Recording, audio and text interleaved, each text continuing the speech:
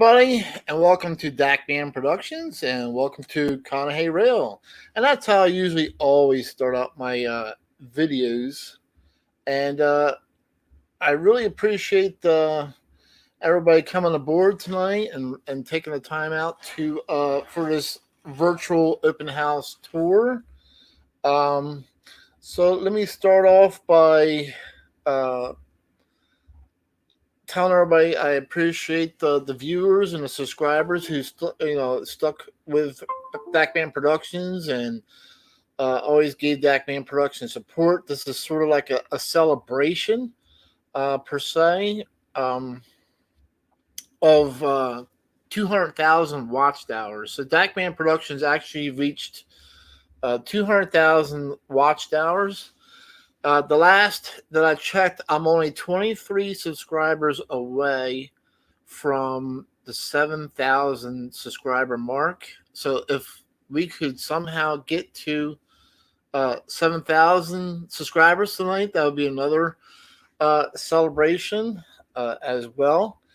And I would like to say hello to those who were on the feed. So I believe the first one aboard was 716 Rail Fan, and he's a real fan of quite a few live shows. He's definitely on many live shows. On another live show I co-host on Crossed Anchors, and so nice to see you, 716 Rail Fan. Thank you for joining me tonight.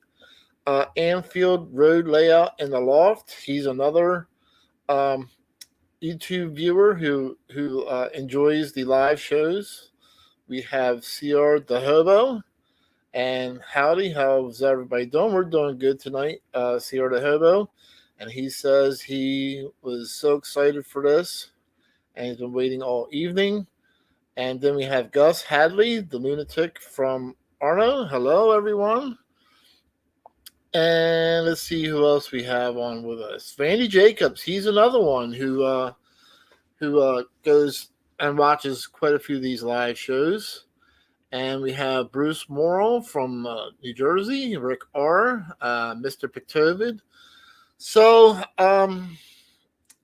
there was a couple changes I made to the live show. I will be bringing on a co-host to help me with the comments tonight. Stay loaded. There's another YouTube viewer who I see quite often on live shows. How you doing? And like I was saying, the Dakman Productions is celebrating 200,000 watched hours. I'm at 3.4 million channel views and only 23 subs away from the 7,000 subscriber mark. And so, unfortunately, this is not only a celebration, but a dedication stream for me as well. For those who don't know about Dakman Productions, a friend of mine gave me that nickname in 1991. And I found out that last week, Tuesday, I found out he had passed away. So this live stream is going to be dedicated to him. He was a good friend of mine. He was a tow truck driver. We met in 1991. And I'll never forget the day. He always would eat lunch with me whenever he wasn't on the road towing. And so I remember the day that, we would always talk about, I would always talk about Dodge cars and Mack trucks because my family was into racing Dodge cars, Dodge Super Bs, Dodge Challengers, Dodge Chargers. And then my uncle had a trucking company and he had Mack trucks. And my uncle took me under his wing and, taught me about these Mack trucks. So I would always chat with him at lunchtime about these Dodge cars and these Mack trucks. And I remember I was working in the shop and my friend comes through the door and he says, "Hey, Dakman." I'll never forget that day. And I looked at him and says, "Dakman," and he's standing in the doorway and I can just picture him right now. And he says, yeah, you're the Dakman. And I says, what makes me the Dakman? And he says, because you like Mack trucks and you like Dodge cars. Dakman. And I said, okay, that's a pretty fitting nickname. And so that nickname stuck with me even after I had left the trucking company because, we still kept in contact. And, I got into Dodge Dakota pickup trucks.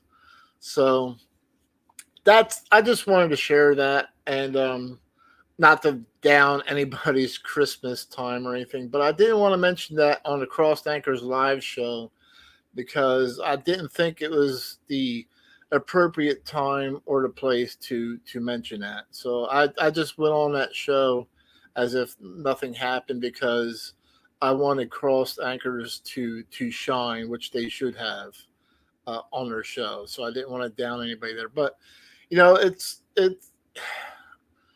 so, on the other hand, I'm still celebrating because, I still have the fans who support me and the viewers like you who support me. So, and I have friends that support me in this YouTube channel. Hey Vincent, how you doing? Thank you for coming aboard. So with that being said, I would like to bring aboard one of my friends, YouTube channel co-host, MrPictovid. He's been really good, and we've done.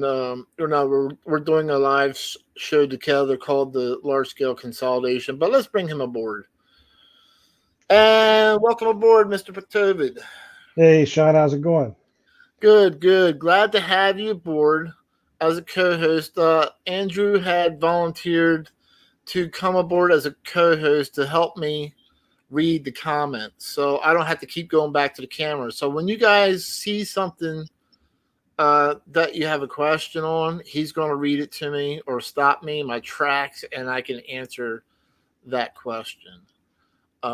So what's in Dakman Rush? We needed you to explain O scale this morning. The question came up. Yeah, I will be coming out with 3 videos here shortly.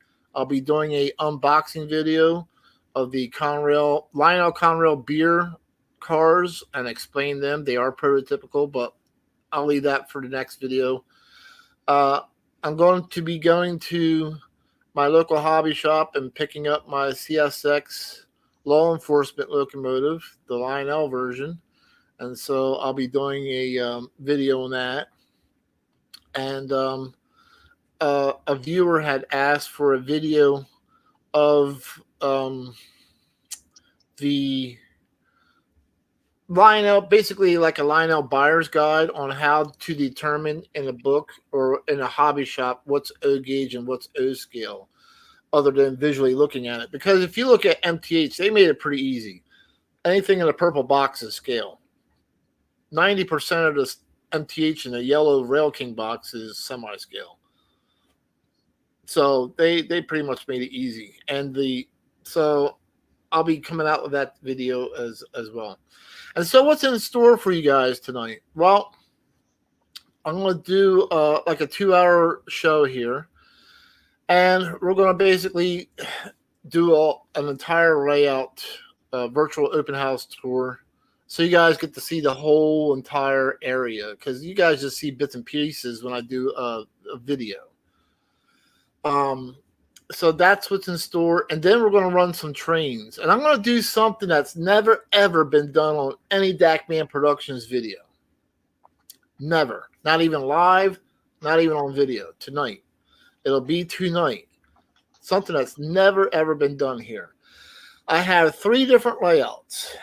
Now, I'm not sure how this is going to work, but I'm probably crazy for thinking this. But I'm going to run every train on every layout at the same time for you guys as entertainment. So that means on Conahey rail high rail layout, there'll be 2 trains running at the same time on 2 different tracks.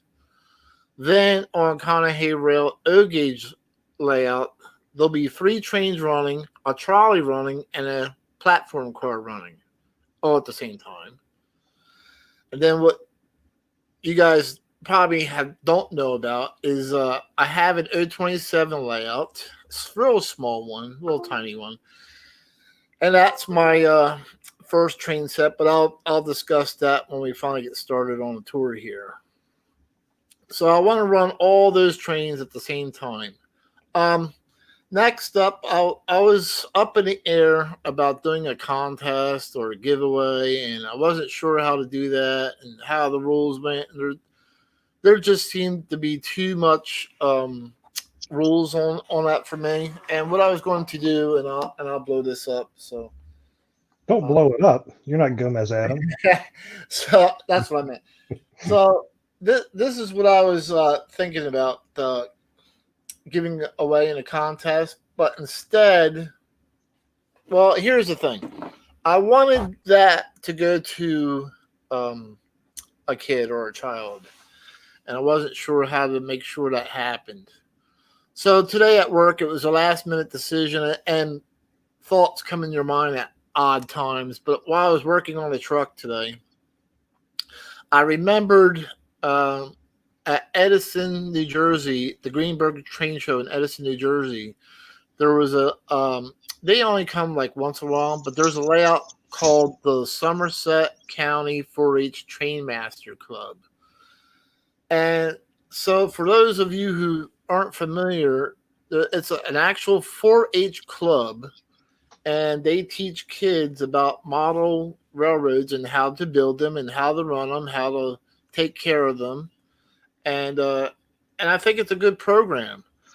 And so I'm going to go ahead and donate that to them. They don't know that's going to happen yet because, like I said, it was a last-minute decision. So I'm going to go ahead and contact them and make sure that they get that house, and it gets that way. It gets enjoyed by many future generations of kids. So, and that would make me very happy if that happened. So that's what I decided to do there. I think that's a good idea, Sean. Thank you very much. So, I'm because like I said, I'm sorry, it was up in the air what I wanted to do as far as a contest, but I'm sure the viewers here would love to see something like that to go to kids. So I'm going to do that instead in lieu of the contest or the giveaway. So thank you, Randy Jacobs, and thank you, everybody. So I'm reading some of the comments. So that I'm not sure. Southern Yankees asking, so the orange ore car just got a semi-scale. Wow. Yeah, it's kind of funny, and I'll explain that in the video when I do like the buyer's guide to Lionel. But those beer cars that Lionel came out with are O scale. There's all the hobby shops are describing them as O gauge, and they're not. They're not semi-scale. They're O scale or high rail. So, with that being, go ahead. I was going to say Heath had a question for you. I don't know if you want to. Yeah, go ahead. Later or not. That's what this is all about. Ask away, guys. I mean, I'm open for any questions, no matter what point in the live stream we are. Yeah, Heath from Humanity Junction was asking how you decided to include movies into your layout. Oh, well, I like movies, and you'll see me reference them a lot, especially my favorite ones. And when I seen that Greenlight, which is one of the most common die-cast companies to make these in O gauge and other scales as well, started doing movie cars, I just had to have them because there's just favorite movies that I have. Like Christine. I have the full scene of Christine, which I can show you guys. And it's at the warehouse. So I had the detective car, I got Christine, and the blue Dodge Charger that his friend was driving. So I have all 3 of those pieces. And then I got Vanishing Point, and I got Smoking a Bandit, and they're all everything you see on my layout as far as movies are all my favorite movies that I really liked. I mean, you could go literally crazy over at Greenlight because Greenlight makes all kinds of movie cars. Some of them, some of the movies I didn't watch or didn't like or didn't see. But I only buy the Hollywood movie cars or even show series cars that I enjoyed. So that's how I decided to include that. And I get comments on that all the time that other people want to do the same thing. So and I'll explain that too. But I got cards next to each car describing the movie scene because I noticed when guests come over, they really didn't recognize the car. It's like this movie can't be that old, or they wouldn't know about it. But Randy Jacobs says he has the Evil Christine. So yeah, they made two different versions of that car in diecast. Oh, I didn't know that. Yeah, the Evil Christine has all the windows tinted. Oh, And when it's not evil, the windows are not tinted. So yeah, people didn't know about that or pick up on that in the movie. When it went evil, the windows were tinted. huh. I'm gonna have to pay attention next time I watch that now. Yeah. And for that, and it seems like people get that movie mixed up all the time. The car in the movie was actually a 1958 Plymouth Fury. And I'm trying not to get too far off our subject of virtual house open house tonight, but it was a 1958 Plymouth Fury Sport, which was a very rare car even in 1981. The Plymouth Fury Sport had a 350 cubic inch engine with dual quads. And as you've seen in the movie, they got it correct. The air cleaners were gold to match the gold trim on the tail fins. And only the Sports had the gold trim. Now, the movie was having a hard time finding these cars. They only found one. So they took 1958 Plymouth Savoy model cars and mocked them up as a Fury, especially on the scene where Christine's coming off the assembly line. And one last thing is fun fact: the 1958 Plymouth Fury Sport was never available in red. It was only available in one color of cream, and it was a very fast car. So, and the reason why it didn't sell that well is because it was an expensive car. You could buy a Chevy Bel Air and a lot cheaper. And but at any rate, let's say hello to some more newcomers. We got Cody. Hey, Cody, how's it going? Southern Yankee, Catnuts, hello. And Tommy Fred's Trains. Did I miss anybody, Andrew? I don't think so. I just want to make sure I don't miss anybody before we get started with the tour here. No, if you were missed, just drop your name in the chat there again. Yeah. All right. So Andrew is going to go and he's going to watch the comments. And what I'm going to do is I'm going to bring what I call. I think you missed Real Toy Trains, maybe. Oh, did I? Oh, yeah, I did. Yeah, Real Toy Trains. Hello. So there's the DAC Cam. We have that already online.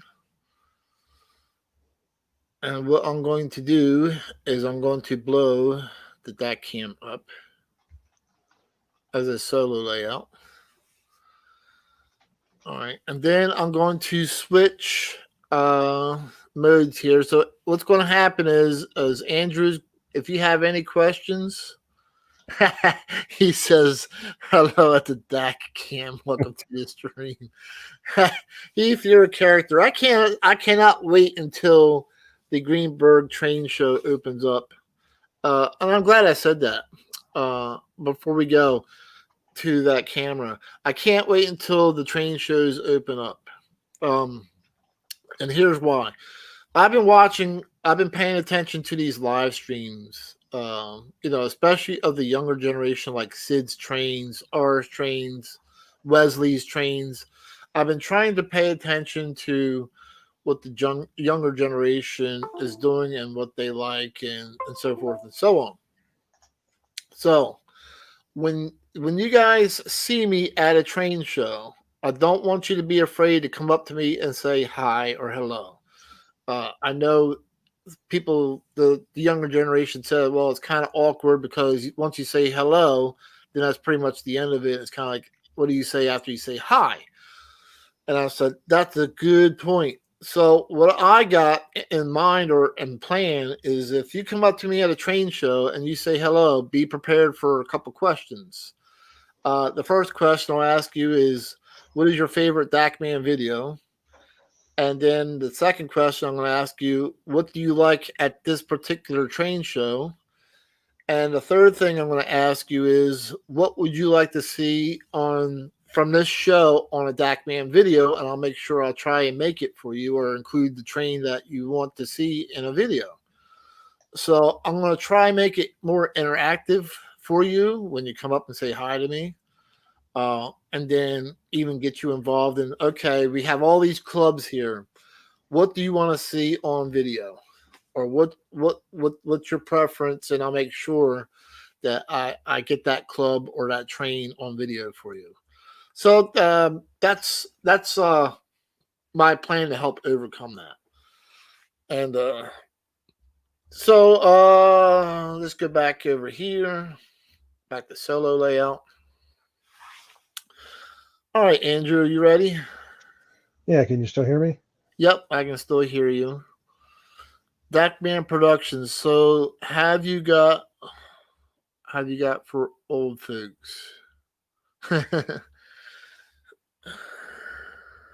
right, I'm not sure what I'm reading. All right, Andrew, you still there? Yeah, can you hear me? Sorry, Yeah, I can hear you. I had my cam flipped off there. All right, yeah, no problem. Okay, bring back train shows 2021. Yeah, I'm all for that, Van Doren. I hope so. I am missing them like crazy. All right, so what I'm going to do is I'm going to mute myself for just a minute so I can switch to the DAC cam. So hold on, everybody.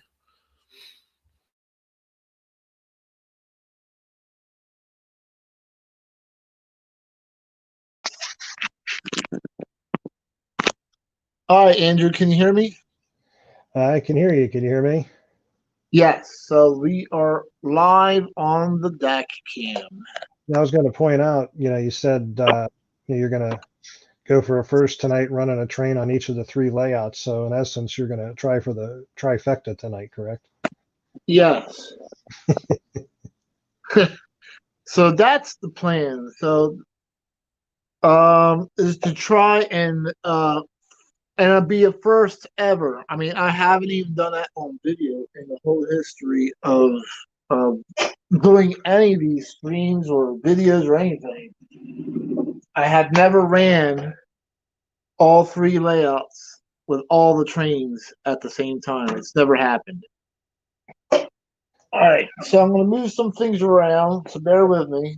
I don't know that you're running three trains on three layouts, and I'm looking at a Penn Central train. It's not looking good. We have the fire extinguisher ready. I'm kidding. Oh, Andrew, you're always good for entertainment. I know. That's why I look at myself in the mirror every morning. I get a good chuckle. All right.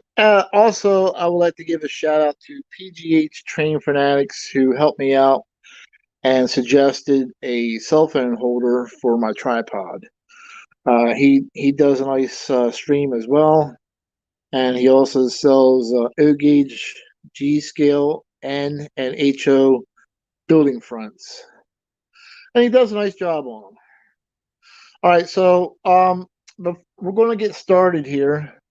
And I would like to start at the top of my steps. So I'm going to make it like a kind of a reveal.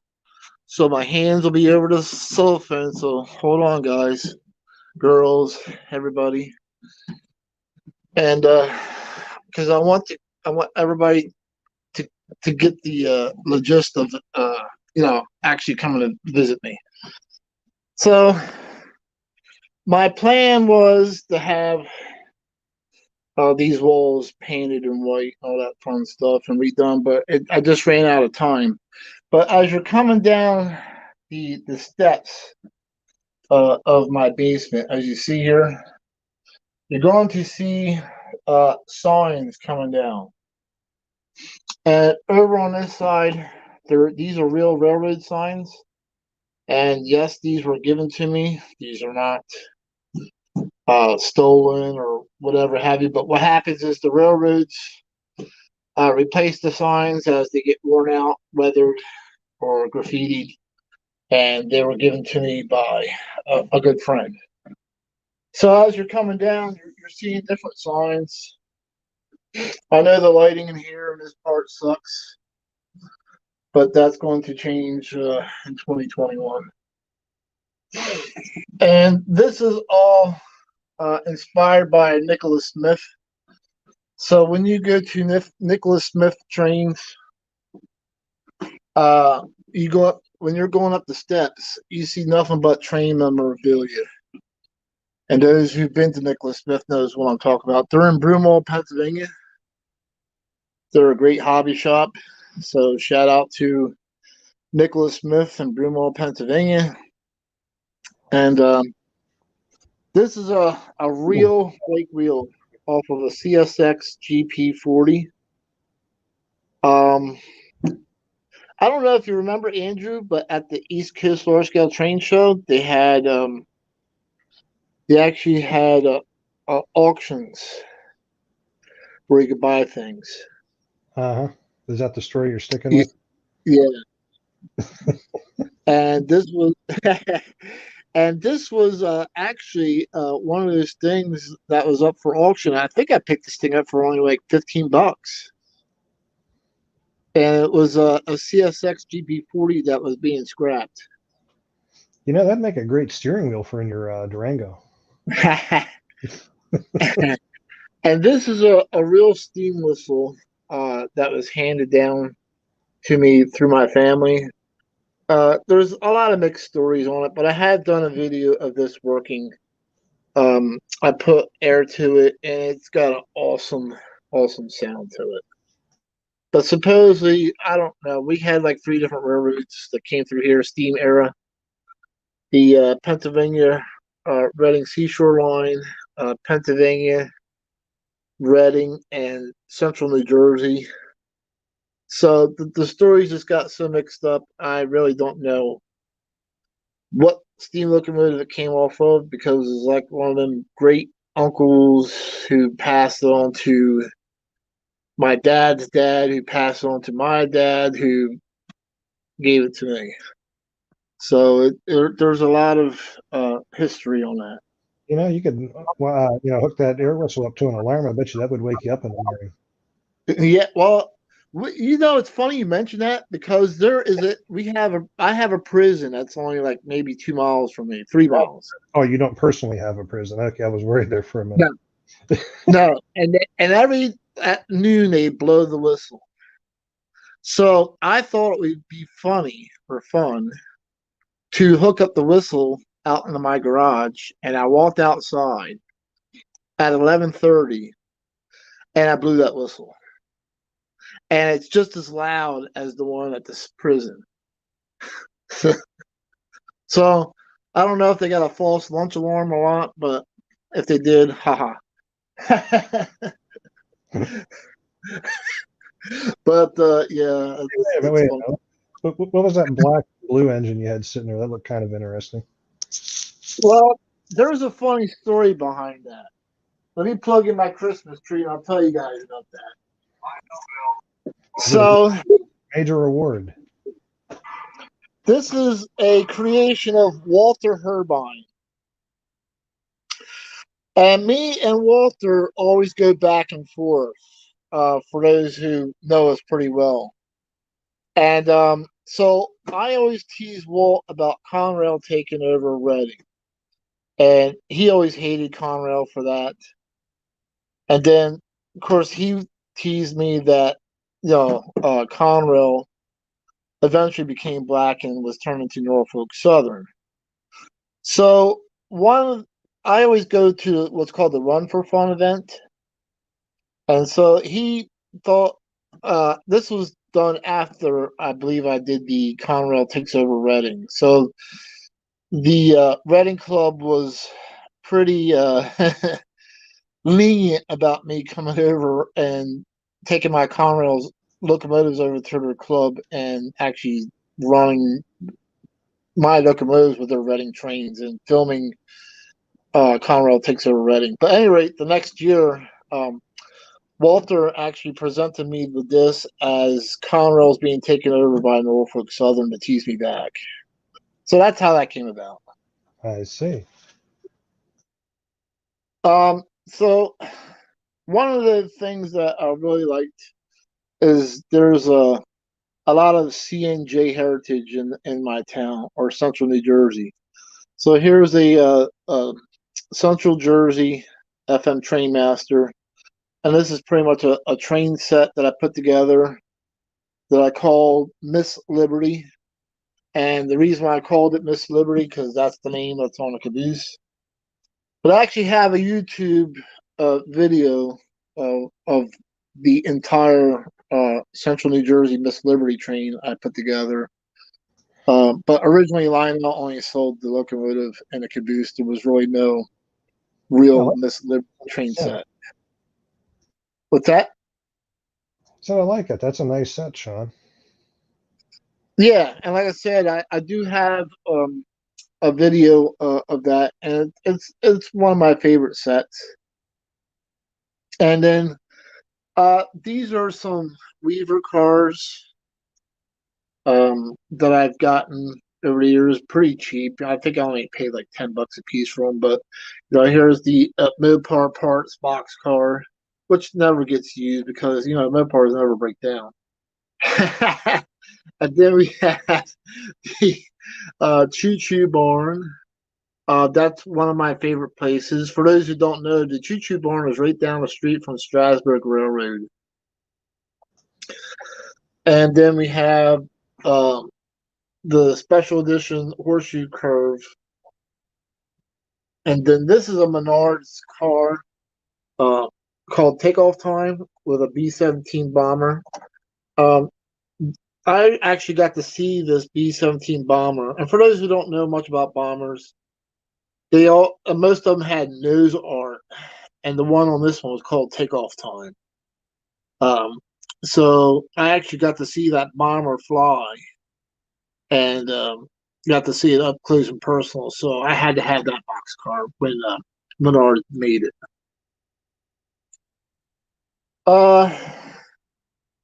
And then, you can actually get to see some stuff here that I never usually show in a way. But up here, I started, and once again, I know I need to get better lighting, but I just ran out of time. So maybe next year things will be improved. But you'll notice that everything that I've done is color coded. And I was told that I was the first to ever color code shelves. So before we get to that area, though, we're going to talk about this Christmas tree. This is a mini tree that I have set up all year round next to a traditional layout. And on this tree are all ornaments from places that I've actually visited. So here's Horseshoe Curve. I've been there. You got Strasburg Railroad.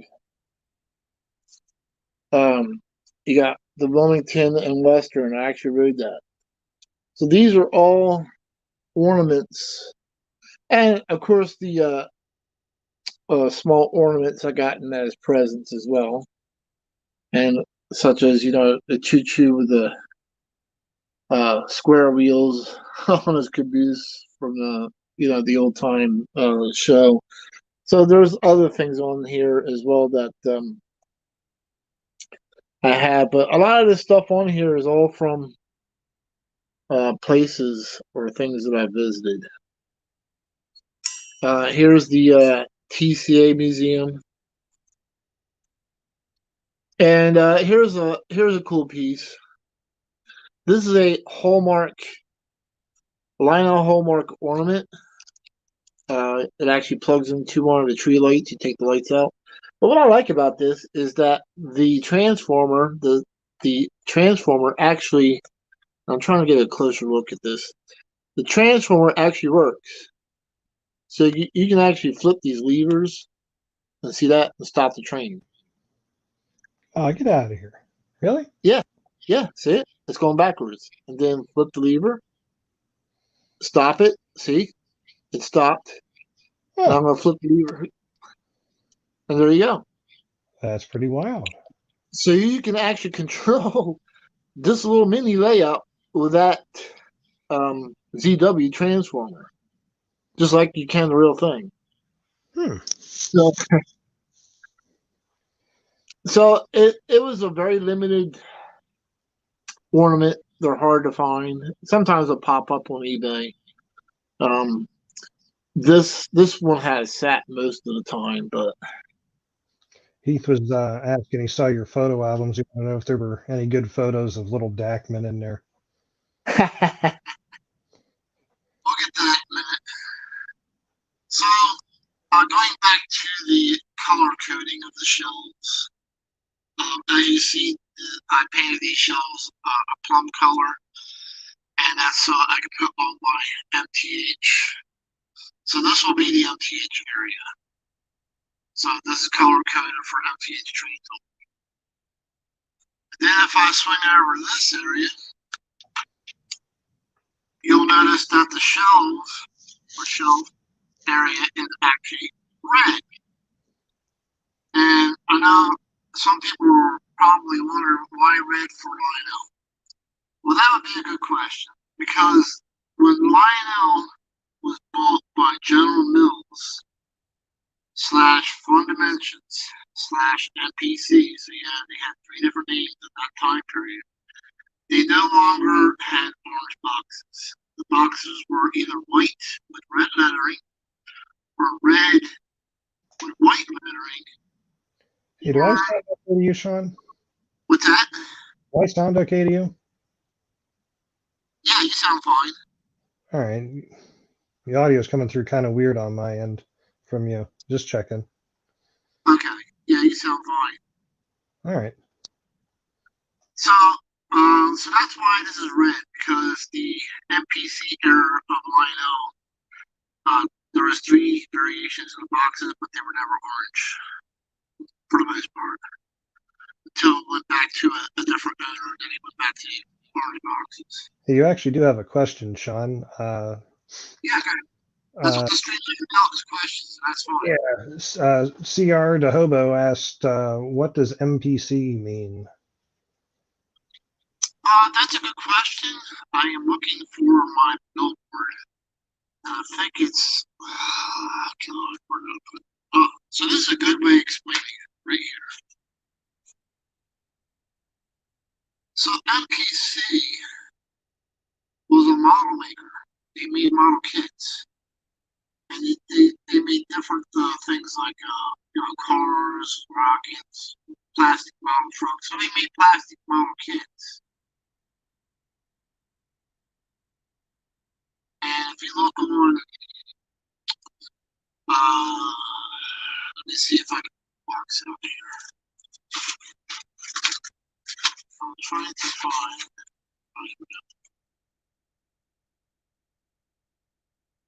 So here is one variation. You can see on this one, it actually says Lionel Fun Dimensions. I'm trying to find what's, I think I know what it says in PC. I think it's this one here. But anyway, they were marketed under Fun Dimensions, MPC. That's why any Lionel product from 1970 through 1986 is considered the MPC era and not post-war. And it's also not modern. So I have that, and I did go over that about no gauge. I have a video of that. So let's take a tour of the traditional layout here. So everything on this traditional layout is MPC era. stuff. Some of it's going to look like post-war, but it's not. And MPC remade a lot of the post-war trains up with the mill. So, for instance, here's a generator car. The generator car was originally released in post-war era, but this is an actual MPC reproduction. So there's one example right there. Hey, Sean, you do have the mic muted on your other device, right? Yes. Okay. I saw a couple of people commenting that it sounded a little garbled. Can you hear me now? Yeah, I can hear you. Coming through to me, it sounds kind of a little garbled. Yeah. So this is. I know this is kind of like new, so I'm trying to do two things, or phone at the same time. But I'm just gonna mute myself here for a second and just check out the stream on my phone here just to see how it sounds. Okay. Oh, there we go. Now I can hear you good. Oh. Just as someone looks like Van Doren Media Works said we can hear audio is just robotic, but as they said that, you popped right back in clear again. Huh. That's weird. Well, I am in my basement, guys. So yeah, it's probably due to because I'm using Wi-Fi, which with StreamYards, and they recommend you, of course, being plugged in, but that's impossible to do when you're on a phone. So yeah, it's gonna be like in and out, and might have some bad spots.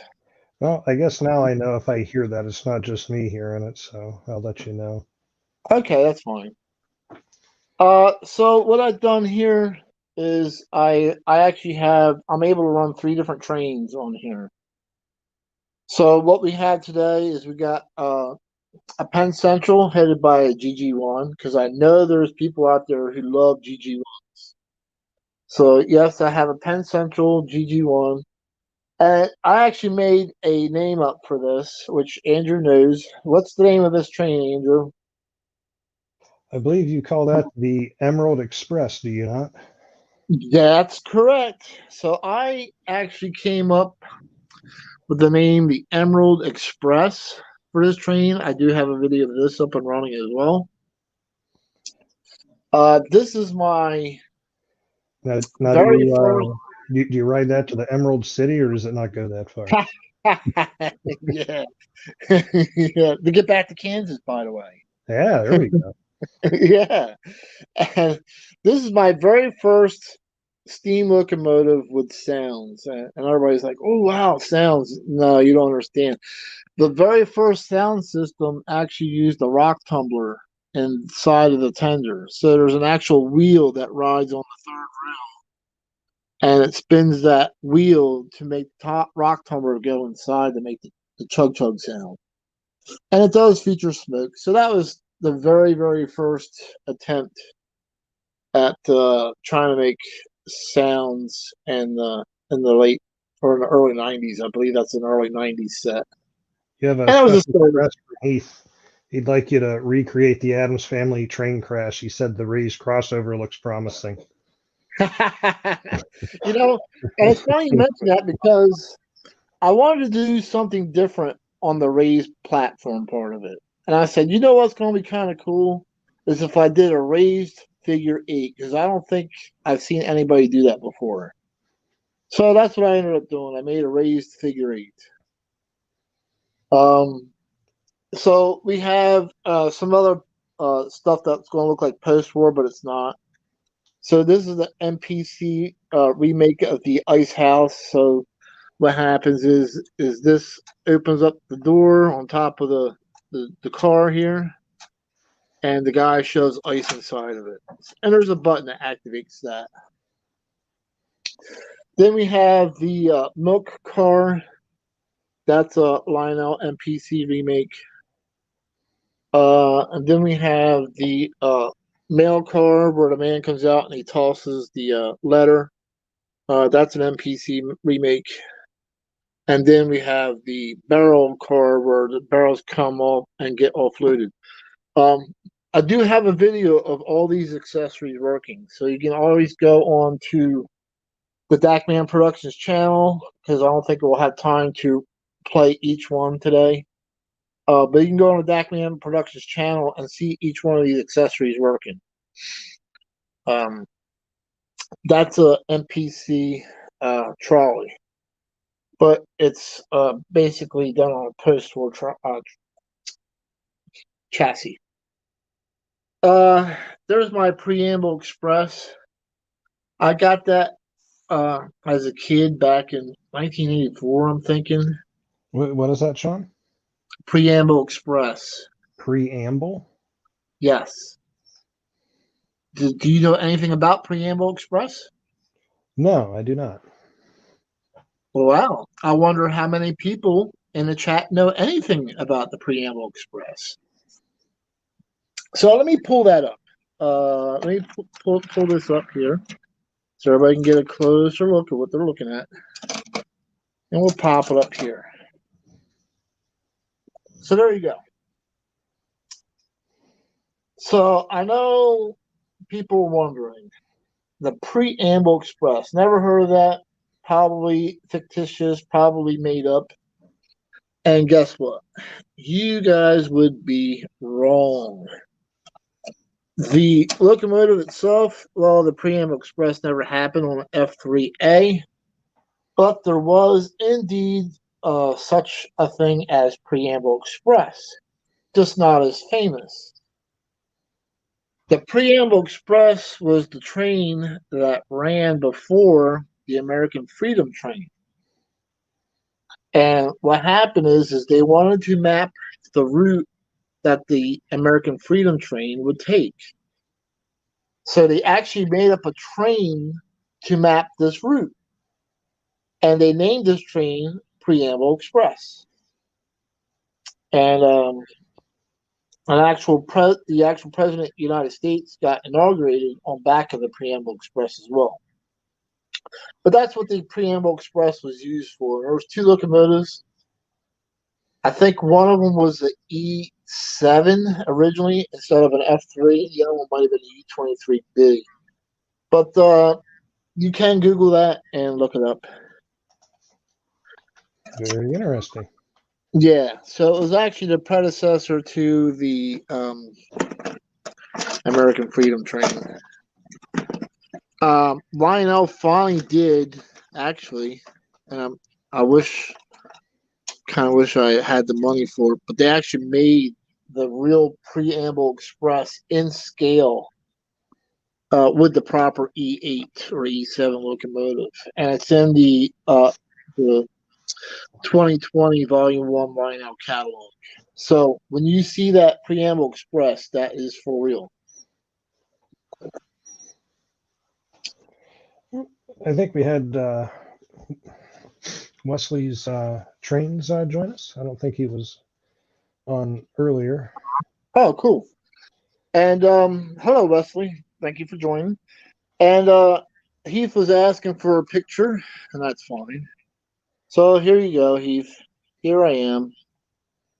I was probably 10 years old, maybe then. Playing with my Rock Island Lionel Train set, which I'll show you guys here shortly. But my grandmother took that picture of me. I don't know what year it was, but I know it was the day after Thanksgiving. Because I was just setting my trains up. Heath said, judging by the couches, it looks like the 80s. Probably, I don't know. I'm not sure. Who knows? My memory's shot. So as we come along, here's orange shells that feature all my scale Lionel trains. Everything here on this shelf is scale sized. And if you guys watched my All About O-Gauge trains, you'll understand that everything here is true 148 scale. And somebody brought up a good point yesterday, or I think it was yesterday, Cross Anchors Railroad. They were mentioning the difference between, I think you brought that up, Andrew, the difference between 3-rail High Rail and Proto 48. Yes. Well, Right. I didn't. I just made mention that they were two different things. Someone else had mentioned they were doing what Proto 187th. I think they were doing HO. Yeah. Yeah, that was the engineer. But yeah, for those who aren't who don't know, Proto 48 is another term for O scale 2 rail. Just to throw some more confusion out there. And so Proto Each 48 mind's going to explode. yeah. So Proto 48 is not high rail at all, because high rail is 3 rail and it's true scale. So 3 rail true scale is not Proto 48. Proto 48 is 2 rail in scale. So hopefully that clears up some of the confusion from that show from last night. But I'm at sure any we'll rate, find another term. yeah, and I'll explain all that in my videos. But these manufacturers make all these different terms mainly for marketing. So they just confuse the heck out of everybody who's trying to, hopefully one day standardize this like HO, but I don't think that'll ever happen. Yeah, it hasn't happened in all these years. It probably isn't going to happen now. Yeah. And you'll see for my traditional layout, with the exception of the MTH controller, because I have friends who were coming over wanting to run MTH, so I bought that for them. But everything else is pretty much old school transformers. You have a And you said ZW. before that you can't run like the newer MTH with those old school Lionel Trains. No, you cannot. That with the MTH, you got to have the MTH transformer, and that's because it uses a sine wave electricity. Oh. Yeah. So if you try to use old school, the old school works fine for the old stuff, but the problem with the old school is it puts out dirty electric, and everybody's like probably scratching their heads. What do you mean by dirty? So when you apply power to your track and you send power to the track, whatever is being taken in from your electric lines out in the street is what's being put into the track. The problem with that is that the power coming in from the power lines outside has spikes in it. And there's no filtering system in there to get rid of the spikes. So that's what's harmful to electric boards is the spikes. And that's why they tell you never to really run old school transformers with the new electric modern trains like the MTH Proto 2, Proto 3, Lionel TMCC, Lionel Legacy. You should really be running newer style transformers on that. So here's a down view of the traditional layout. And here I'm going to pan around. I got this idea of using the ducking for shelves. When I visited the Run for Fun, he did this same exact thing as far as attaching shelves up against the ducts of third base. Good way to utilize your space. Yeah. So I copied exactly what he did. I took a ton of pictures, and so I pretty much copied what he did, because as you can see, here's the ducting that goes to the different rooms in a house. So using that, I'm just surprised you don't do like I'd seen in my one uncle's basement with the old mason jars where you nail the lid to the rafter and then screw your screws and bolts and everything up there. I've seen that, but no.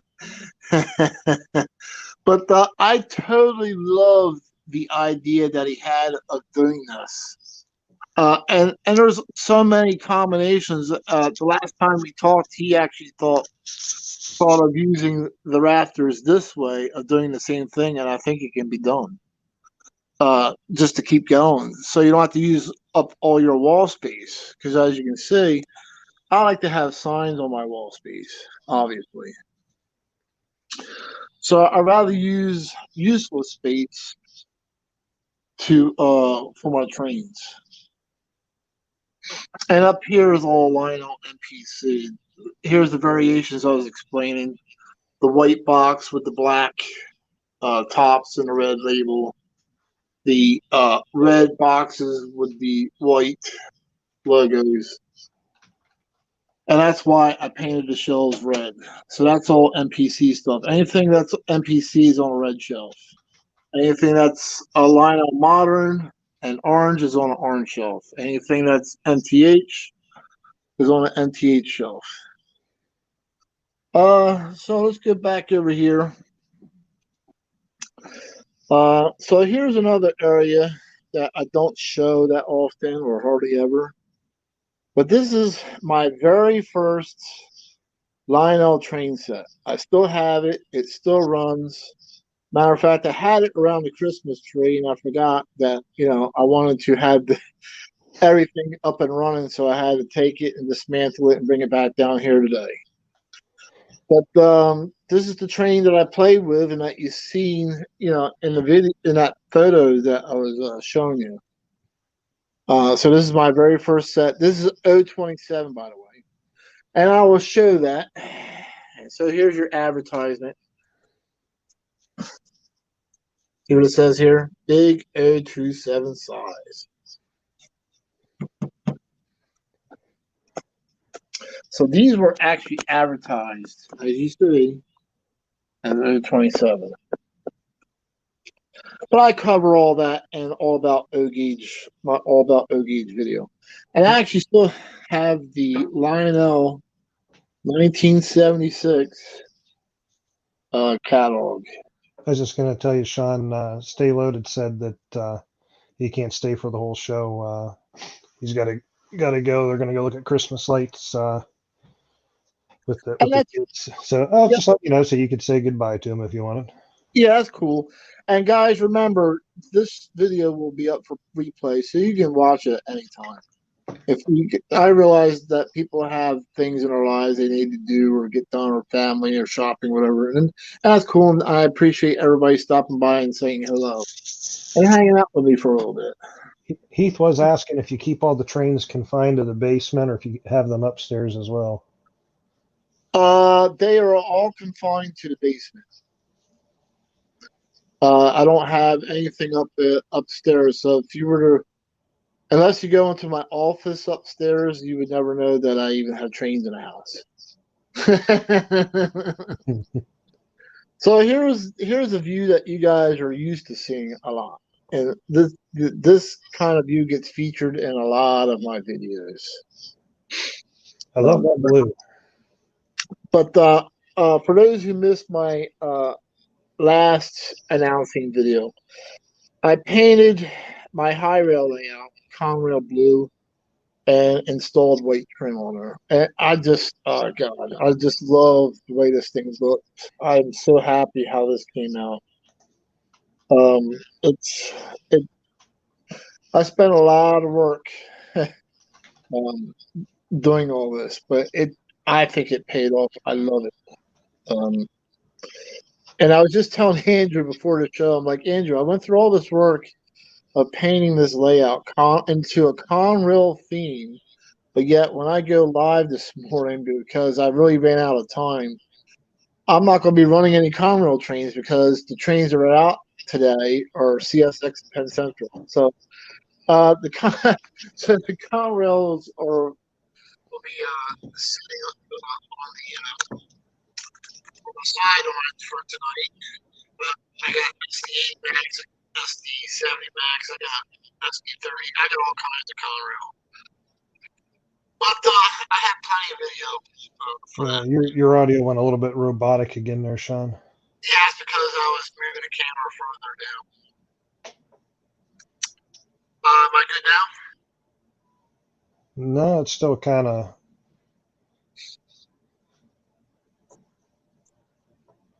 How about now? Yes, maybe try switching your camera around on your laptop. Like go back to your your laptop camera and back to the cell phone, see if the audio pops back. Yeah, I'm not sure if I can. Yeah, well, right now I'm close to my computer, so that's probably why. Oh, okay. Like I said, guys, this is all trial and error. All right, so this is what I was talking about that Eve had brought up. So here we have a scene, Hollywood movie scene called Bullet, and it was made in 1968. And this is the chase scene with Steve McQueen, where he chases the Charger. And this is all green light stuff. So I decided to create these cards because people were visiting me and not recognizing a lot of the movie scenes. Let's do a couple more. So this is the remake of Gone in 60 Seconds with Eleanor. Again, another green light car. Heath was asking why it's called trial and error and not trial and success.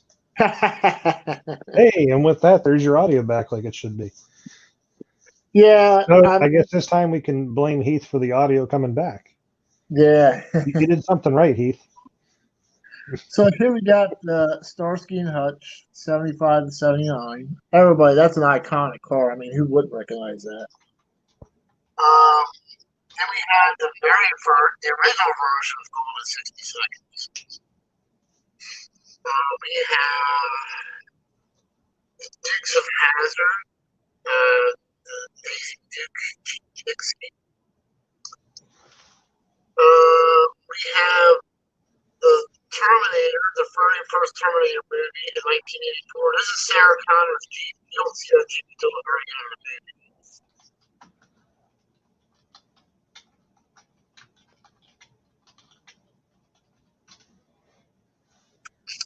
A lot of people ask me how I make these roads. I actually got the idea from a film of G-Skiller who met him engaged. His name is David Garringer. Do you know him, Andrew? I'm having a little bit of a hard time hearing you, Sean. What's that? David Garringer. Have you heard of him? I can't make out what you're saying, Sean. David Garringer. David. I heard David. I couldn't make out what the second thing was you said. Garringer. G-E-R-A-N-G-E-R. No, never heard. Okay, so he's G-Skiller who was already Mr. Craft employees. When we became friends. But anyway, he was the one who showed me how to make these roads using black poster board from war. Is how I made that. It was a quick and easy way without spending a lot of time using plaster and stuff. So a lot of stuff I did was like quick and easy. And it's not real professional, high detail, but I like quick and easy. And who would recognize this movie? Home Alone, the OK band. So you got the Wet Bandits visiting his house. Heath was asking if you had the Jurassic Park Jeep. No, and I never cared for that movie. That's why I don't have it. Here's the movie Vanishing Point. And of course, you have Smokey, you got the band being chased by two different state police cars. And we'll pan around. Then we have the MTH Sinclair gas station. I got videos of that as well. And who would recognize that iconic car? And my favorite saying, wait until you drive it. Yeah, that's my favorite saying. That makes the whole entire movie for me. If you hate it now, wait until you drive it. I think that's just classic. We have a Roscoe Pico train, the sheriff car. Is that the RV from Christmas Vacation? No, this is actually the RV from The Walking Dead. Dale's Oh, Vegas. see, I wouldn't have expected to find that on your layout. I didn't think you followed The Walking Dead.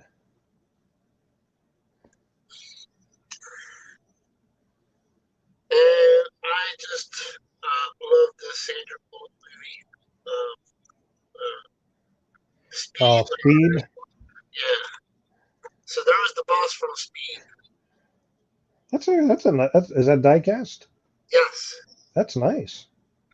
It's 143 scale. This is made by Greenlight. They did sell out pretty quickly. They were a little pricey, but I love movie stuff, I love that movie Speed and Sandra Bullock, so I just had to have this box.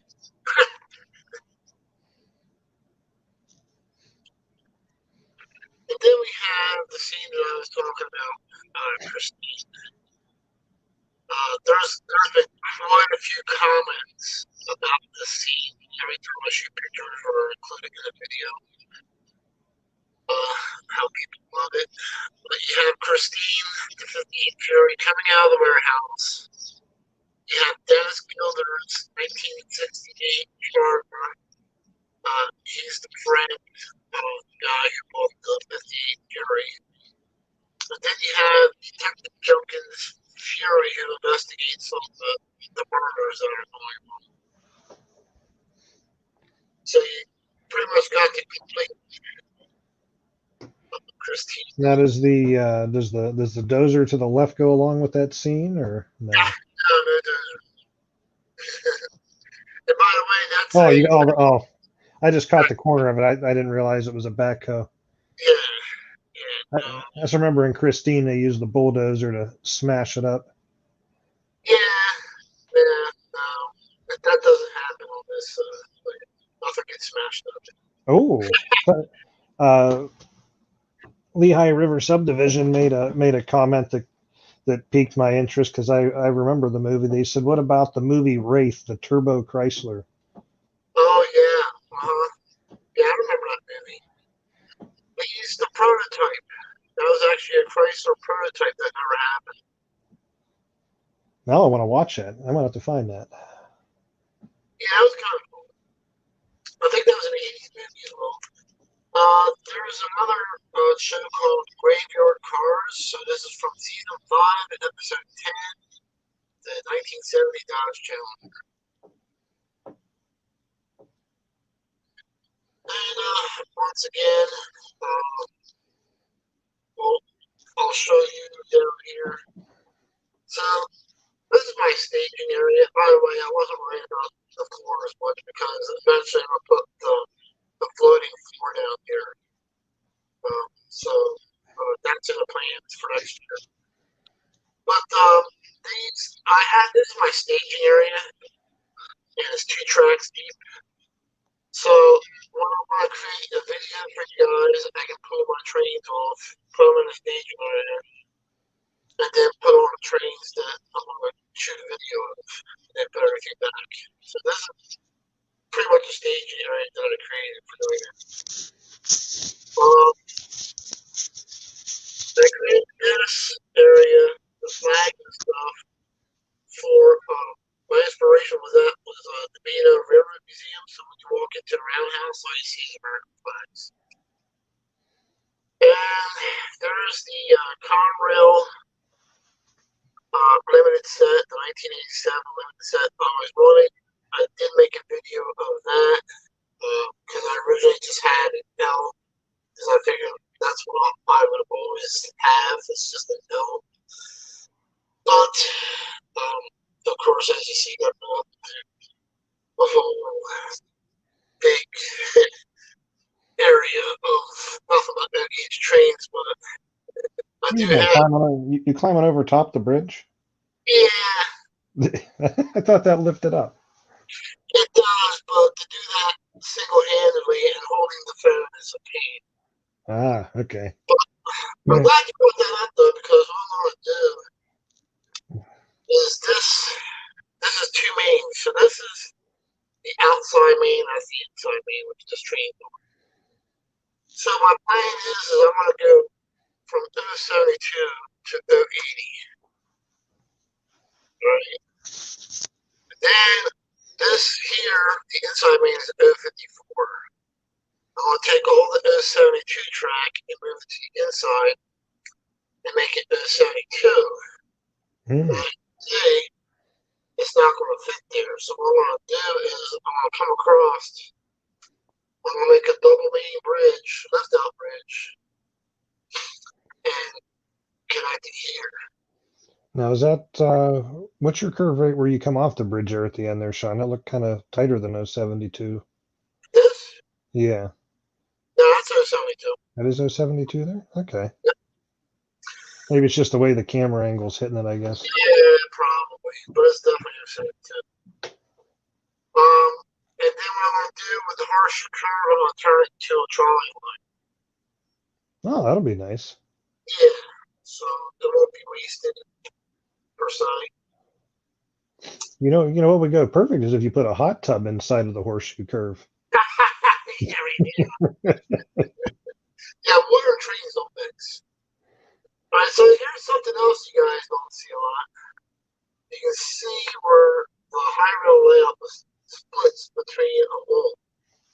So the trains actually come through a tunnel to another room.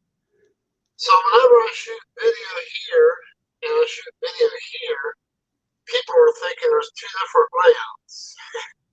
No, Conahey rail. And I think that's because the layout drastically changes so much when you get into this area. So it's kind of nice to have that scene break, that allows you to kind of change like that. Yeah, exactly. And so Cross Anchors Railroads just joined. Oh, great. So because the scene drastically changes so much, people were thinking that this was it of Conahey High Rail, and all you see out here was just it. But the footprint of this, for people who are on the show, so from here to that wall is 12 feet wide. From that corner, where you see the Lionel Trains and the Coke sign, from that corner, it continues on through this tunnel, through this wall, and, oops, sorry about that, guys, into this room, and then it keeps going through another tunnel into another room. So this layout is 35-foot long for visual learners. So that's how I'm getting away with running a 20-car, 89-foot scale automatic train.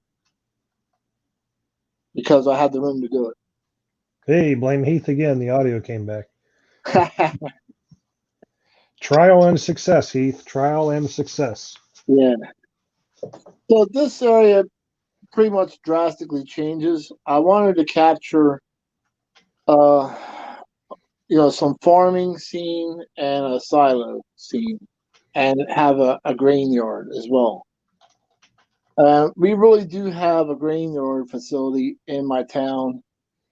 I know people are probably tired of hearing that, but I've explained it several times. But for those who are new, we have farming communities in South Jersey. People think when I say New Jersey, oh, I live in New Jersey. They think of industrialized buildings and stuff and so forth and so on. No, that's why I always say I live in South Jersey, because there's Railroads was asking if you filed all the correct permits to do that wall prototypically. But so in South Jersey, I live in nothing but farmland and forest and woods. So we have farming communities that grow grain for feed for Purdue chicken farms. It gets trucked by truck to the facility,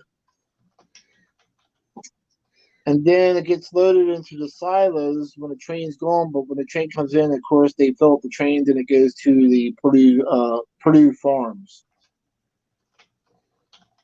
So that's what inspired this part of the layout. And you can see, and hopefully I can do this without swinging the camera too much, but I'm going to extend this out. So Hodges Dodge was a real dealership. They were famous for because they did a lot. They did factory drag racing for Dodge, so that's why I picked this particular name for the dealer. But I'll tell you what, I would love to have these cars for real now.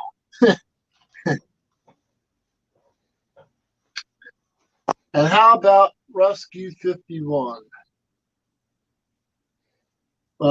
Anybody remembers the show Rescue, or had Squad 51, I believe, was in the show Rescue from the 70s. But that was the inspiration for this build here for a firehouse. Am I still coming through okay, Andrew?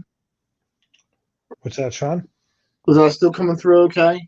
Yeah, you're still coming through okay. All right, good. So I call this my Atlas O room because everything in here is Atlas O, so that's why you see all the blue shelves.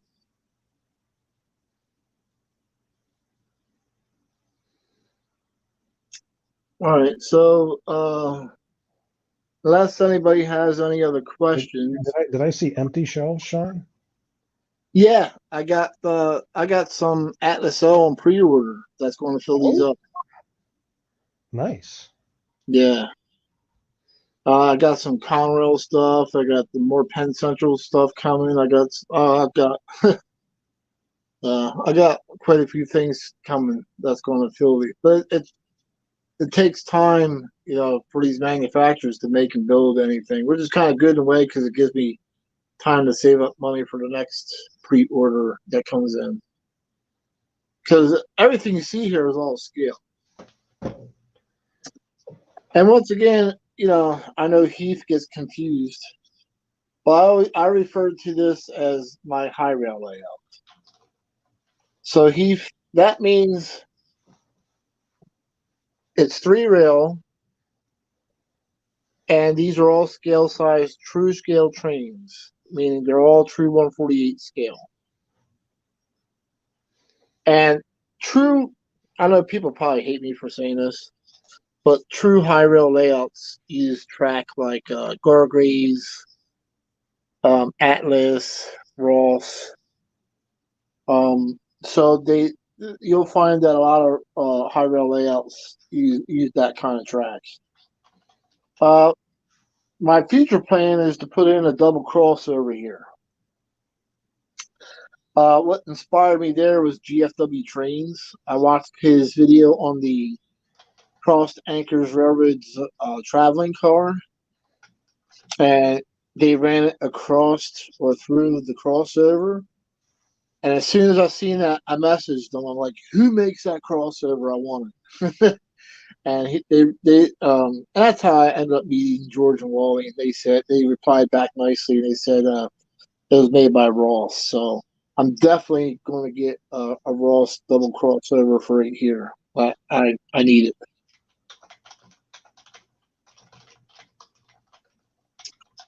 All right, so unless people have questions, any more questions?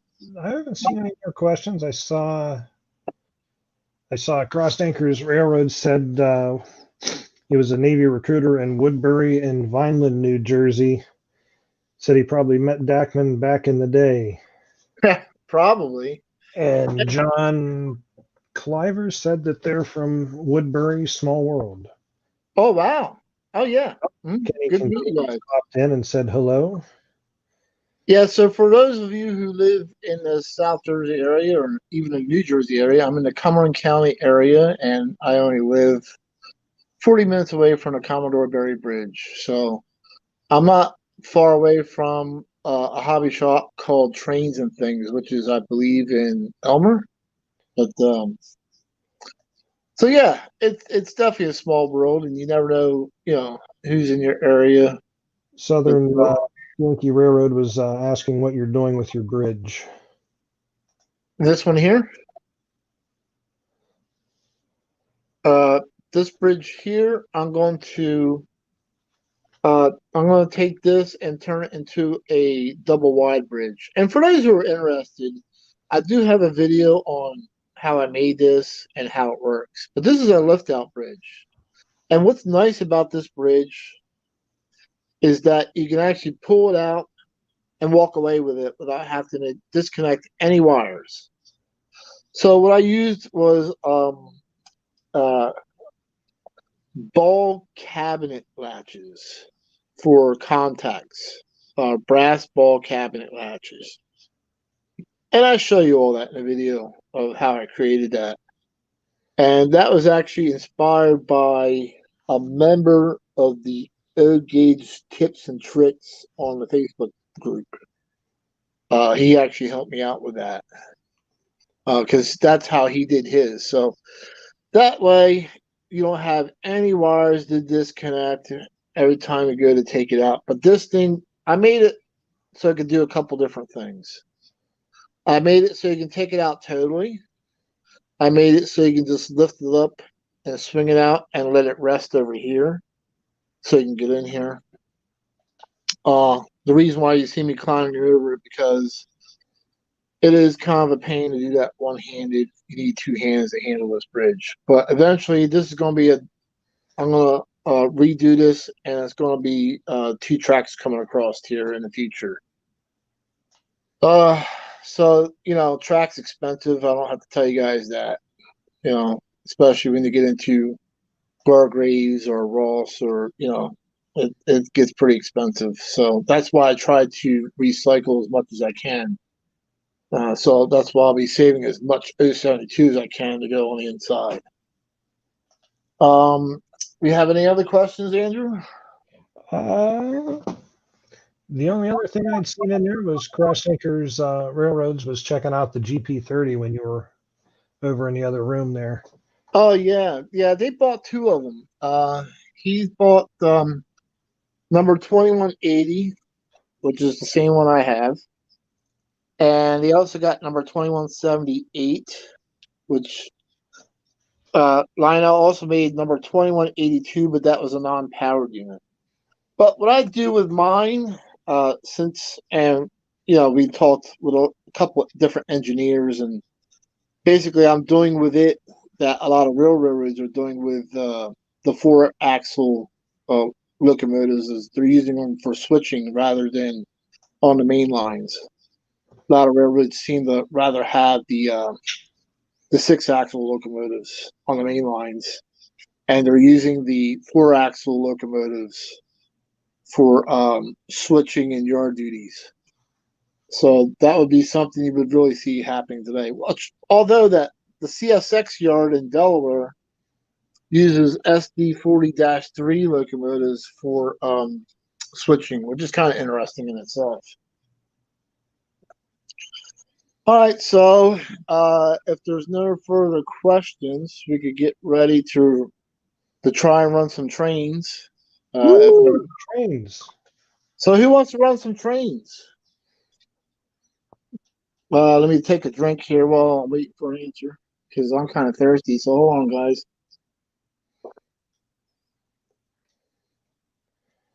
For optimal playtime, keep your Dakman hydrated.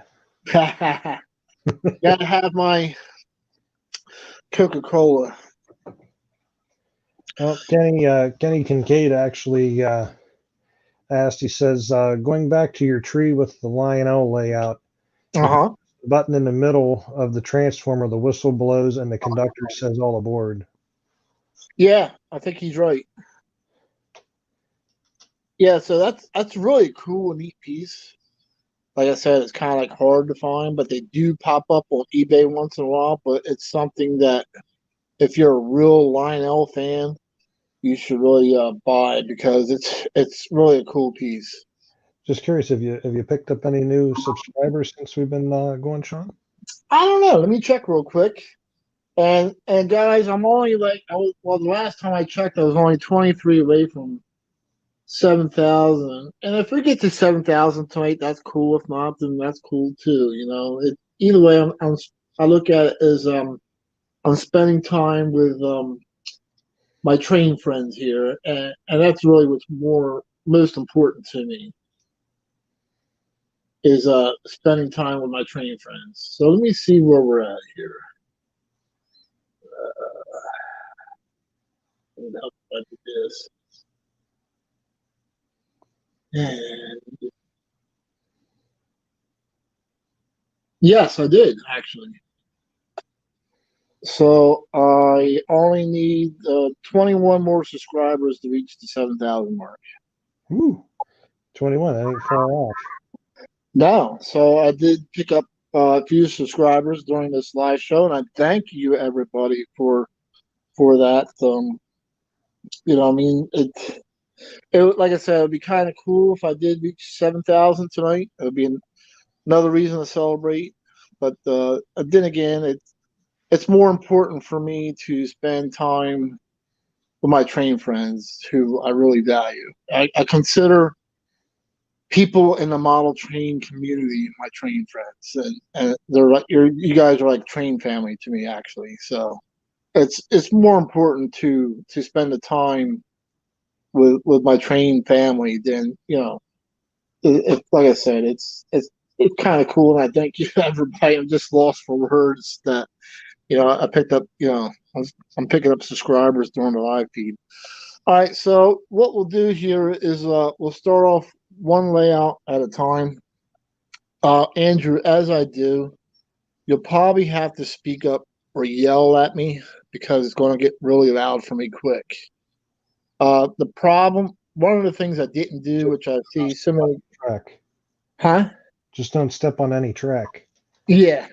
The problem is all my trains that I'm running, none of it is on homicide, which is one of the things I know people recommend, either some kind of insulation board or homicide. But so I just like the clackety clack sound. For me, I get more enjoyment of sitting down and then hearing the trains going click, clack, clack, click. So, all right, enough talk, more show. All right, let me plug this in. All right, so this is my very first Lionel train set, as I mentioned. We'll get it going first.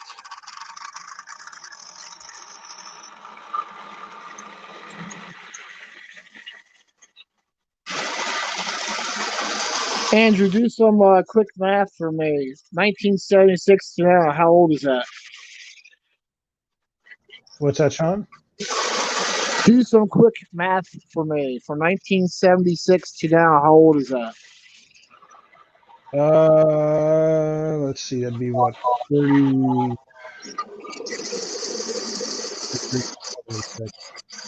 44, 46. And there was people who said that Lionel MPC would never hold up. And here you go. 35 years later, it's still running. All right, we're not done yet. So we got one up and running. But wait, there's more. What's that, Andrew? I said, but wait, there's more. Yeah, there's more, exactly. All right, so let's get some of the MPC stuff going.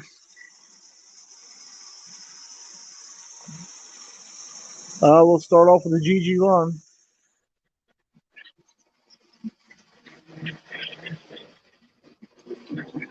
You need to get some catenary, Sean. What's that? So you need to get some catenary for that GG1. Yeah.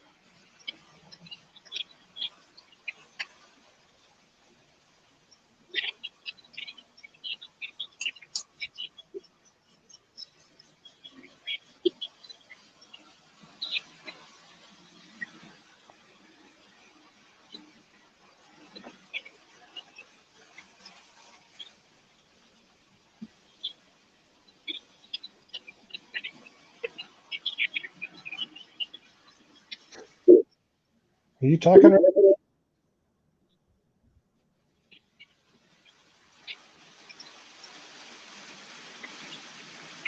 Can you hear me, Tom? Hold on. I have to step into the next room because I cannot hear you. What's that again, Andrew? I couldn't tell if you were trying to talk to us or not. That was all. No. If I That go was into just the chatter at the squeak of the wheels. yeah, I can't hear you out there, so I'm gonna have to come into this room to listen to you guys. So I'm gonna go back out here, but I won't be able to hear you. Okay.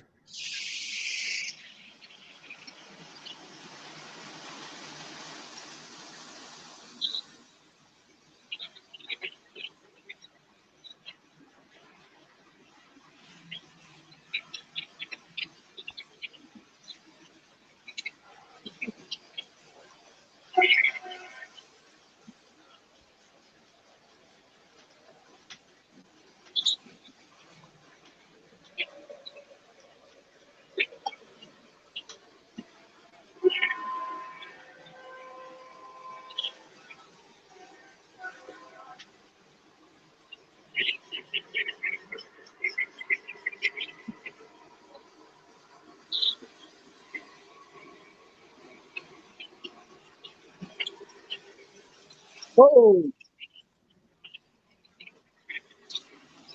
Everything okay there, Sean? Hold on.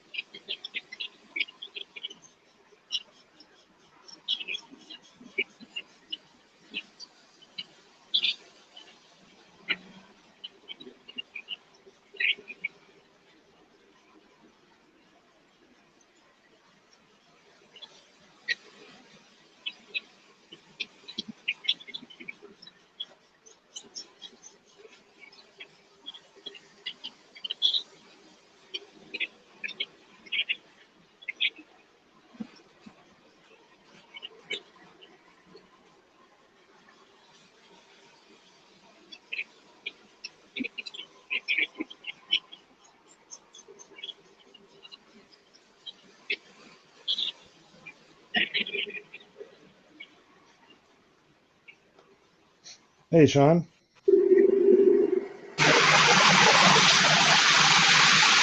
Oh, hey, Sean.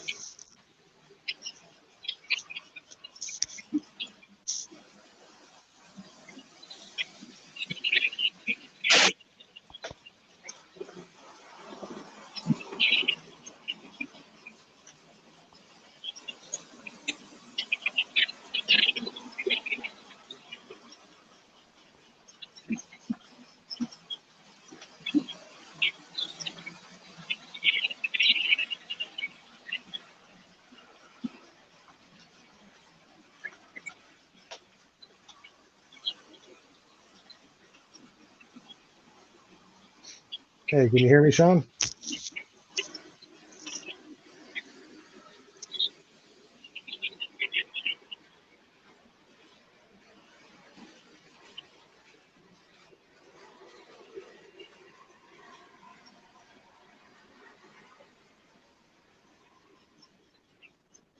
All right, so now I'll be able to hear you if you have any questions or anything. Were you talking to us while you were out there?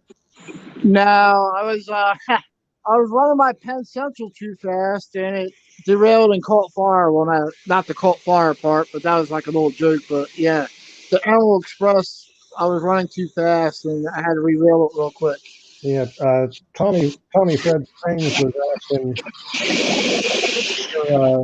if you had two mics going, but back in the side in there, it's not too bad. But you get out,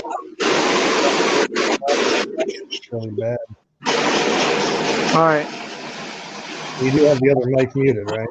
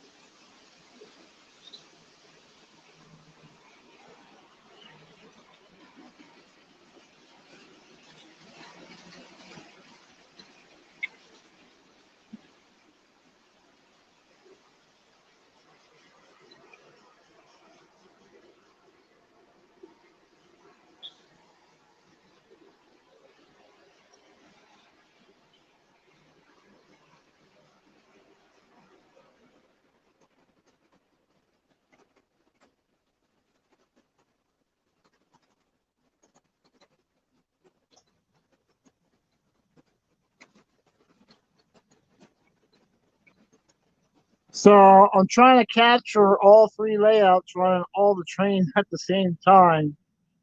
So far, everything seems to be running pretty good. Yeah, hey, Sean. Yeah. Yeah, definitely. When you step back into this room, I can hear you fairly Okay. well, but you step back over there, and then the audio is gone. All right. How about now? Can you hear me now? Yeah, I can hear you now. It's not too bad. Okay.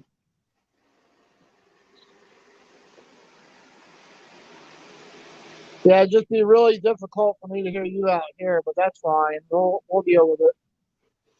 So, like I said, you guys get to see all three layouts with all the trains going. This is the very first time this has actually happened.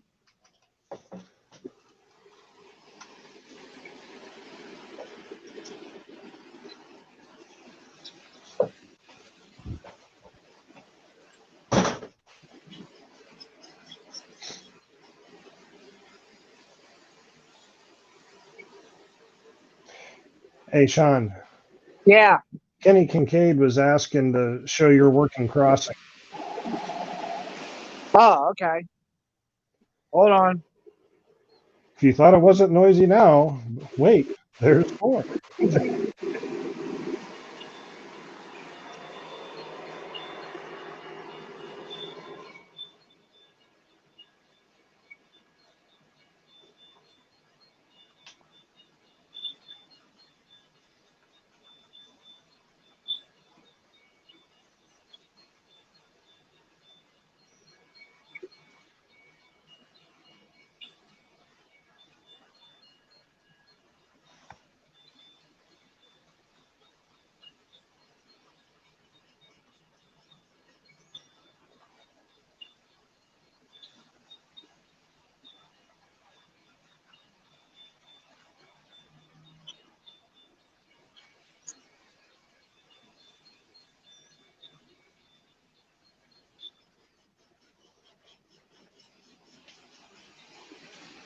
I also have one over here.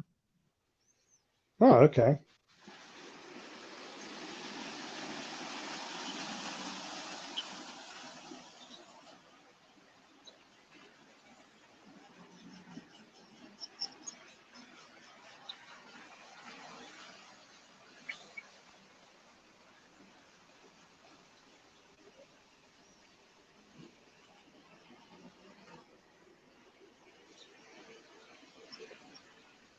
Yeah, I guess you are kind of really well fully utilizing your space there, Sean. I don't think you really got much room to expand out, do you? Well, I still got room in the other room, which you guys don't see because it's my shop area. But Ah, I got still room to go if I really wanted to push it. you ever thought about going to a second level? Yeah, I thought about that, and I've seen other people do it. For me, it wouldn't work because I like to overlook my trains. And if I put a second level on, I'm afraid I might not be able to enjoy what I'm looking at here. So I decided not to do that here, but I did, obviously do that over here.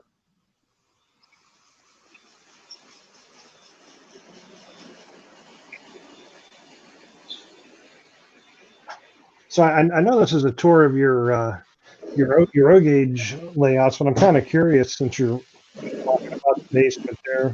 What was the layout of your large scale when you had it? Did it run all the way around the basement, or was it just to one side? Now that actually, if you look at my SB rail lines video, which is still up on my YouTube channel, it was always shot in this room, which is totally different now, but it actually went through the whole entire basement. Did it stick to mainly the perimeter of the walls then? Yeah, it just basically followed. It came through that door and came around, cut across the fireplace, and then went back into that room again. So yeah, it just followed the perimeter of the basement. Oh, okay. So, like I was telling you guys, this is the first time ever I've had all the trains running on this layout, which is my O gauge, my O27 running, and both trains on my high rail layout running. All three running at the same time. So this is sort of like a historical moment, actually. And I'm surprised that everything's running as well as it is because I see, other live streams try to run one train and have a problem with that.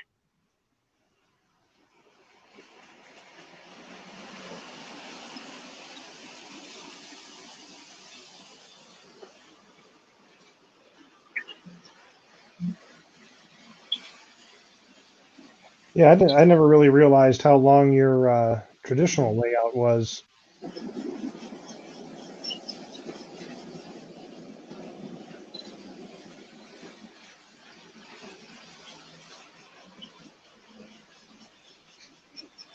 Now, do you have like under your traditional layout, Sean? Do you have like storage stuff underneath that as well?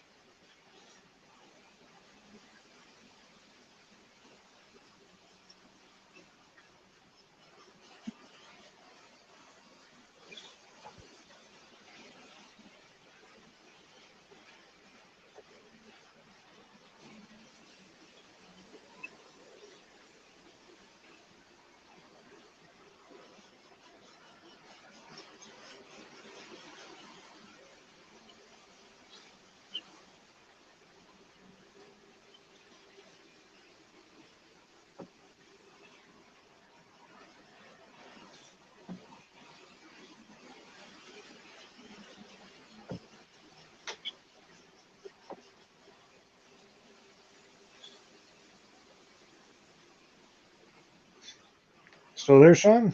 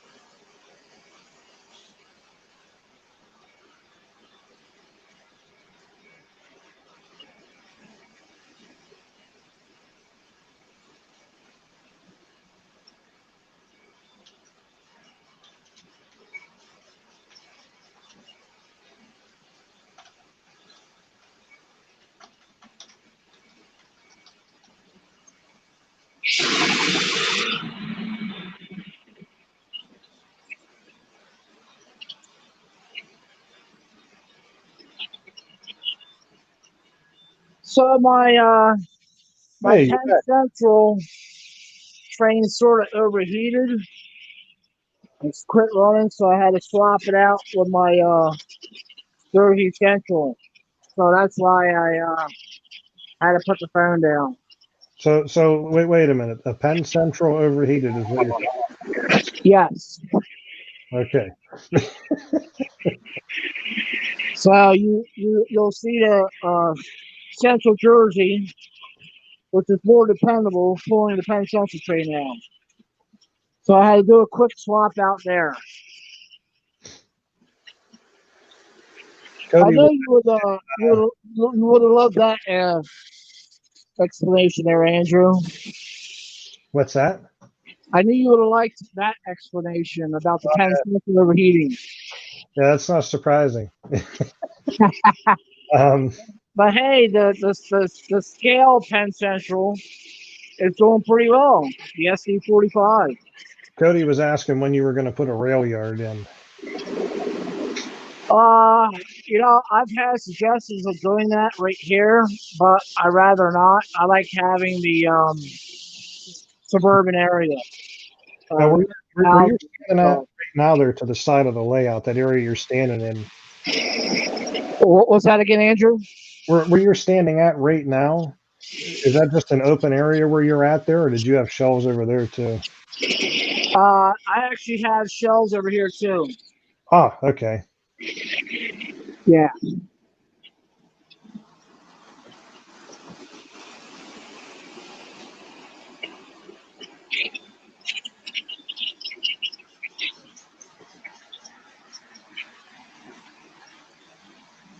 I mean, all in all, with the exception of the Penn Central overheating, I think everything's going pretty well.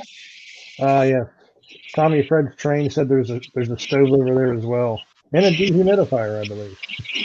Yeah, it's very important for anybody who's running in a basement to have a dehumidifier to get rid of any moisture, because these electronics, they don't like that. They don't like the moist air.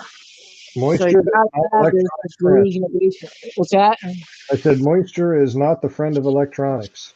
No, it's not. So if you're running in a basement, you better have that. Cody recommended just adding a new hole in one of the walls. You'll be good to go for that yard. Now, obviously, I'd rather have my rolling stock in boxes to keep the dust off of it rather than having them out in some rail yard.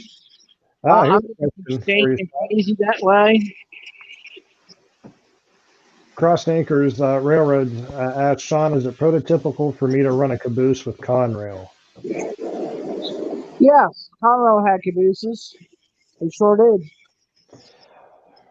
About what time would you say Conrail stopped running cabooses all the time? I would say the late 90s or the early 90s, but you would still see them being used for shoving platforms. I do have a couple examples here. And there was also one Conrail quality caboose that Conrail had, so that's actually prototypical as well.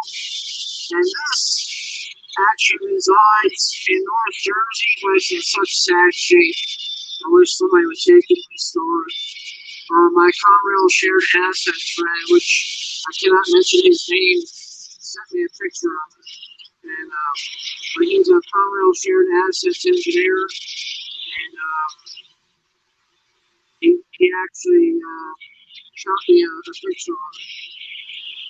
Tommy Fred Train says a basement or Florida at Dakman Productions needs one. Yeah, there's no basis in Florida, that's for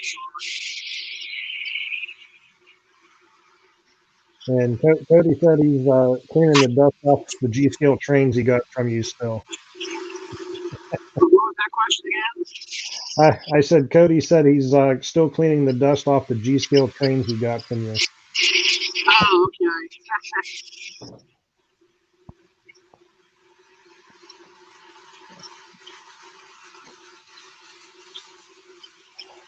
I think maybe the next time you do something like this, Sean, maybe we need to get you like a nice Bluetooth headset or something. Audio might be a little bit better for you.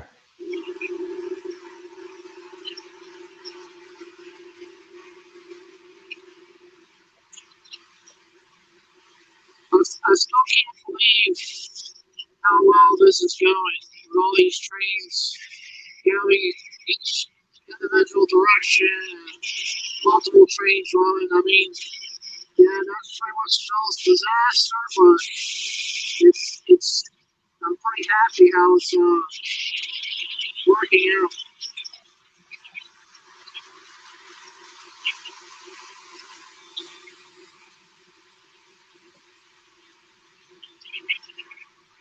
How many cars do you have on that train, Sean? That's a pretty long train you got wrapping around there. This one here, that's my CSX train. Yeah, how many cars do you have on that? I don't know. I think it's one, but I like to run. Well, the CSX law enforcement locomotive is actually going to go on that train when I pick it up tomorrow. So I do want to show that on a video.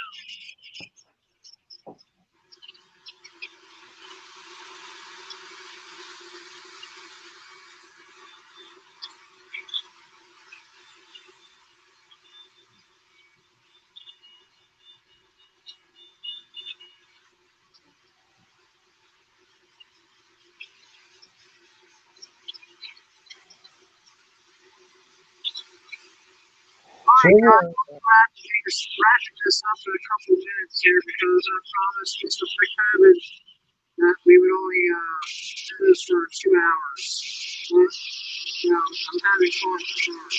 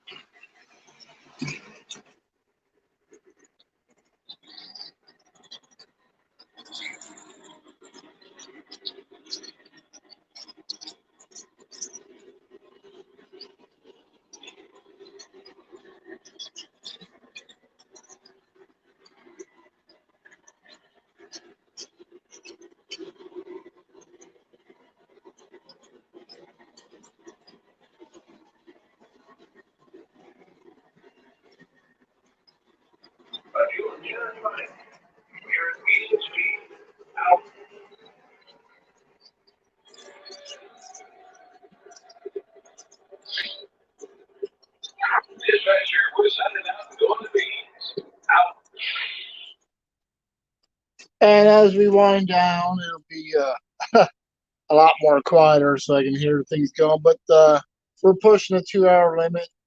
We're actually a little bit over. But you'll Well, notice. I mean, good show, Sean. Oh, thank you.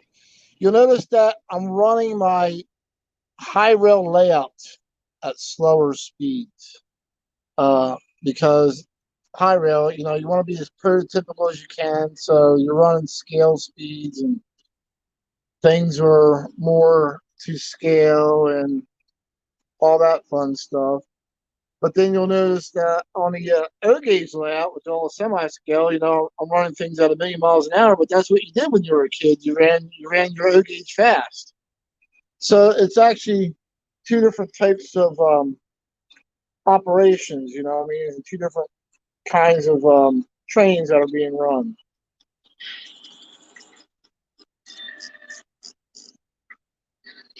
Going to sign the register book, dispatcher. Out. All right, so like I said, this, and I'll get back to my seat here. Let me grab a chair real quick so you guys can talk to me face to face. Oh boy, and we'll move around here, and I'm gonna switch out cameras here.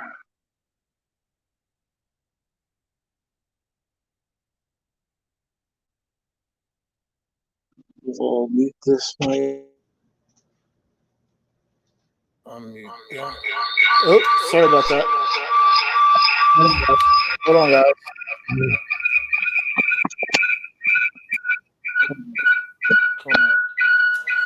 There we go. This has been Dakman live and unplugged, or two plugged. There we go. Can you hear me, Sean? There we go. Yeah, I can hear you now. All right. Yeah, I can hear you now. Shoot. There we go. Shoot. Hey, on your StreamYard, just drop it on the screen. I know. Hold on. It turned on by itself. No, for I some mean reason. on StreamYards on your laptop, you can just kick that out, can't you?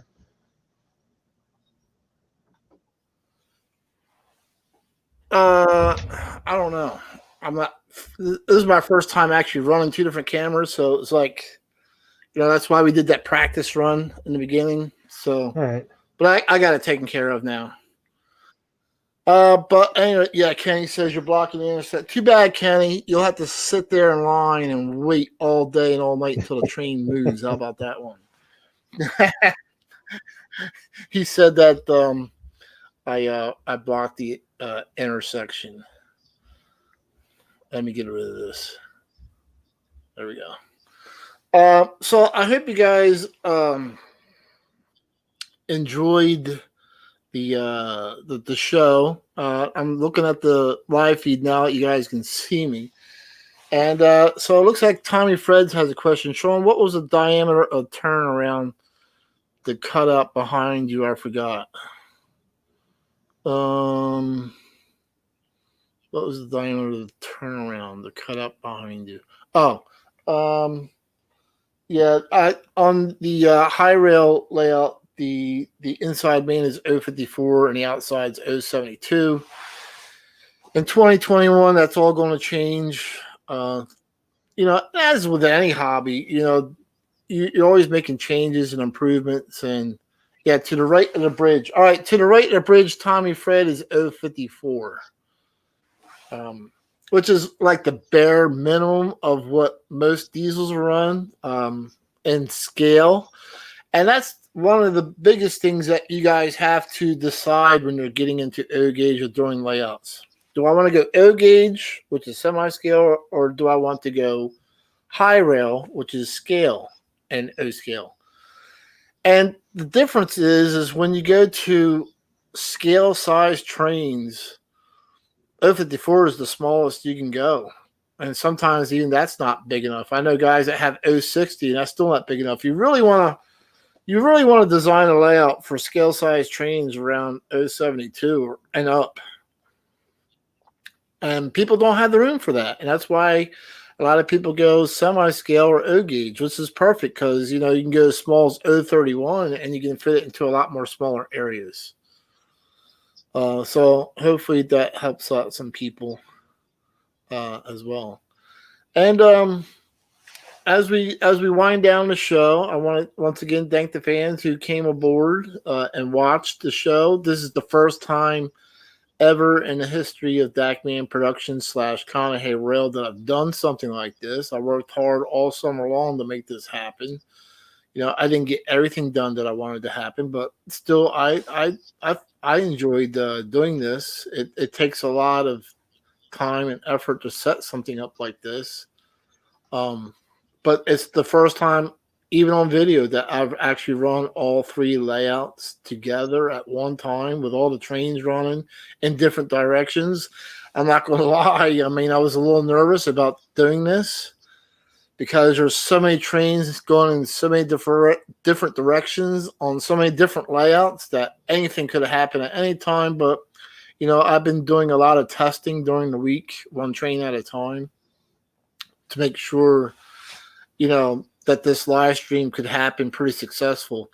And a little tip for you, if you want to do a live stream or a video, make sure you pick trains that you know run reliably without any real supervision.